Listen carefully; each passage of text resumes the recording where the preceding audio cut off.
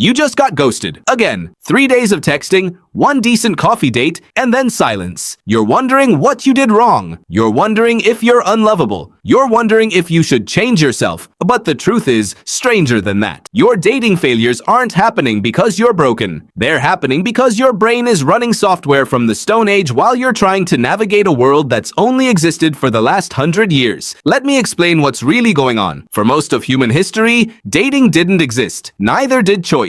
You didn't swipe through potential partners at midnight. You didn't text someone and wait 3 hours to see if they liked you back. You didn't have the luxury of comparing your current date to 17 other options in your phone. Instead, you married the person your parents chose, or the person your village knew, or the person you could reach by walking for a day. The choice was limited, the commitment was absolute, and the algorithm that controlled who you fell in love with wasn't written by engineers in Silicon Valley, it was written by evolution over 3 million years. That algorithm is still running in your brain right now, and it's completely unprepared for a world where you can talk to someone across the planet in 3 seconds. Here's what your ancestors' brains were optimized for. Men were optimized to pursue quantity and diversity. This wasn't because men are bad. It was because of basic mathematics. A woman could only have 1 baby per year. A man could theoretically father dozens. So natural selection favored males who cast a wide net, pursued multiple partners, and didn't stick around longer than necessary to ensure the next generation survived. Women, by contrast, were optimized for something completely different. A woman's reproductive window is shorter. Her investment per child is enormous. 9 months of pregnancy, years of nursing, thousands of calories dedicated to keeping the baby alive. So natural selection favored females who chose carefully, vetted partners for commitment, and demanded proof that a man would stick around. This is the research of David Buss, who studied mating preferences across more than 100 different cultures. And the pattern held everywhere. Men prioritized youth and attractiveness. Women prioritized status and commitment signals. These aren't values you chose. They're not ideas you were taught. They're algorithms that were installed in your brain millions of years before you were born. Now you're living in a world where those algorithms are actively working against you. Your male brain sees attractiveness and it floods you with dopamine. A beautiful person texts you and your ancient brain screams, yes, yes, yes. So you pursue aggressively, you text frequently, you move fast. You're trying to lock down a mate before someone else does. But here's what you don't realize. That person you're pursuing isn't operating on the same algorithm. They're not seeing an attractive partner. They're seeing someone who appears desperate, someone who's pursuing too hard, someone who might not be committed because they're also pursuing other people, or someone who seems low status because they're so eager to please. The researcher Helen Fisher found that women especially are sensitive to something called mate guarding. If a man is pursuing multiple women, if he's texting too quickly, if he seems too eager, it triggers an ancient alarm. The alarm that says this man is not a long-term bet. This man is a philanderer, and if I'm going to invest 3 million years of evolution into this person, I need to be sure he's not going to abandon me halfway through. So you're being punished for the exact behavior that your brain is pushing you toward. The other part of this is even more brutal. Your brain is optimized for scarcity, but you're living in abundance. For 99.9% of human history, your dating pool was 40 people, maybe 100 if you were lucky. You knew them all. You saw them regularly. You had time to build trust, demonstrate commitment, prove your status in the community. Now your dating pool is literally millions of people. Millions. And you're making lightning-fast decisions based on a 5-second photo and a bio. Your brain has no idea how to handle this. The signal-to-noise ratio is shattered. So you swipe on someone you think is attractive. They swipe back. You message. They respond. Your brain suddenly floods with dopamine and oxytocin, a neurochemical cocktail that evolved to bond you to one person for decades.